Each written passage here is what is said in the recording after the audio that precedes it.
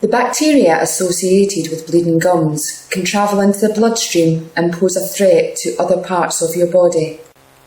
Those with bleeding gums have a 57% higher risk of ischemic stroke.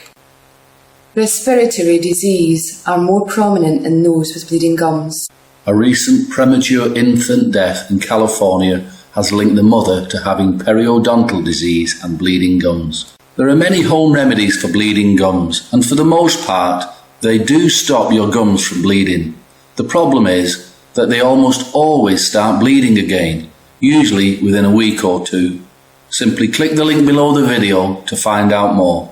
I searched online to see what other researchers had to say about how to treat bleeding gums, swollen bleeding gums, sore bleeding gums, and remedies for bleeding gums. You name it and I searched for it.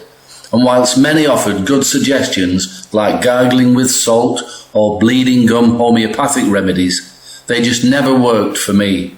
And so I began my intensive research using herbs to discover how to treat bleeding gums.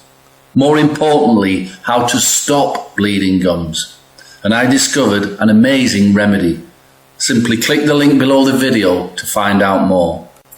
I suffered from bleeding gums for years before I found a treatment that worked. I explain more about that on our site. Simply click the link below the video to find out more. The bacteria associated with bleeding gums can travel into the bloodstream and pose a threat to other parts of your body. Those with bleeding gums have a 57% higher risk of ischemic stroke. Respiratory disease are more prominent in those with bleeding gums.